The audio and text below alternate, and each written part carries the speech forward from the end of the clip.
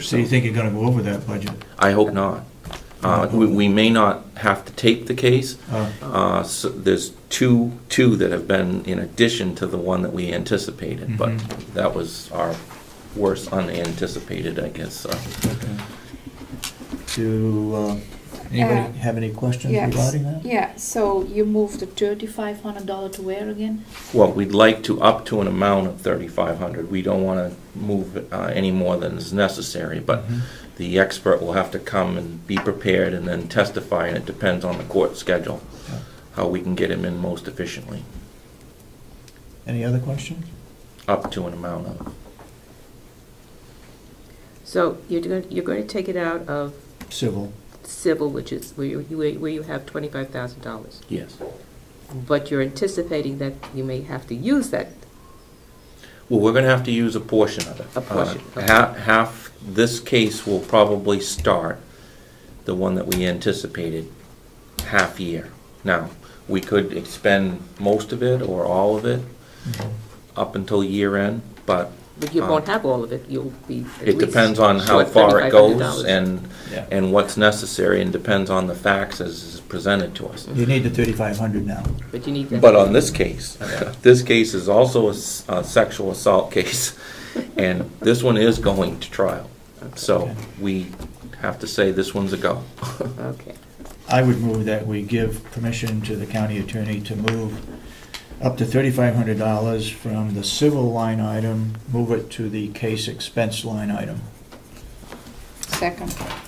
Motion made and second. Any further discussion? If not, all those in support of the motion say aye. Aye. Aye, then so voted. Thank you very much. Thank you. I'll get that information for you for next commissioner's meeting. Okay. Thank you. Okay, do we have anything else that we want to bring up this morning? You want to talk about that one? About what? This one here? We received a letter. The request, I just got a right to know request. A what? No, I just get a right to know request. That, so, what letter, this one what here. letter are you referring? That one.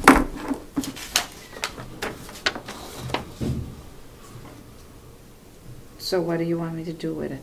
Just announce it, That we received the letter? Okay. that the grant was approved. Oh, this is a letter from, didn't even read it. It's a letter from May 2nd, 2012.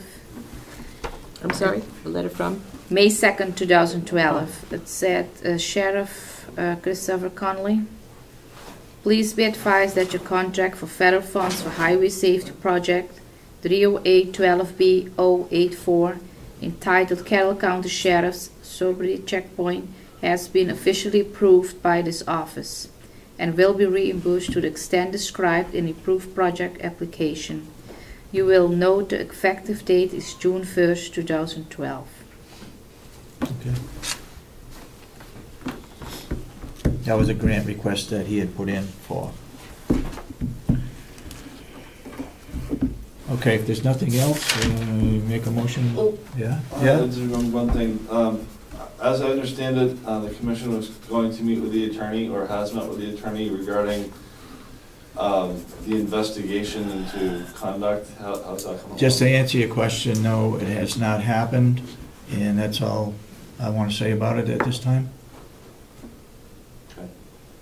Yes, Ed? Did the commissioners, did they vote yet on accepting grant money for the sobriety checkpoint?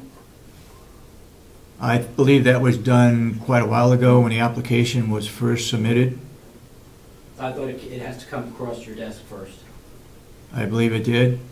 The sheriff always, I know in the past it's happened, and I think it happened this time. I have to go back and look at the minutes, but it was granted before. Same type of thing. It's a checkpoint out on Route 16 in some location that they feel deserves to have a checkpoint. Check for alcohol and whatever else they look for. Did you consider the Fourth Amendment when you authorized that grant money? That has come up before, and we are knowledgeable about it. The sheriff has checked to make sure that it was properly done, And I think he explained that the last time we went through this for the checkpoint. So it's the sheriff's, he's done his research. It's cool. My main issue with the sobriety checkpoint is the fact that not only is it against the Fourth Amendment, but actually how effective is it? I mean, Did you see his report last year? Yes, that's why the House tried to put a bill in to ban the use of sobriety checkpoints, because if you examine the information, it's not really solving the problem. And I think the focus should be on solving the overall drunk driving problem. Mm-hmm. Setting up a checkpoint for 6 hours once a year is not effectively going to stop And I believe it's also announced Yes, ahead of time. in the paper. Yeah. But So- it's not effective. Yes, they can say that it effectively will stop someone. If you stop everybody on the road, it will stop someone.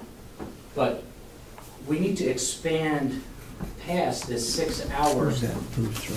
sobriety checkpoint and do something that's more effective. I believe it's being used as a political tool to make it look like they're doing something about drunk driving. If you look at the data about how many people are actually caught drunk driving, it's not going down.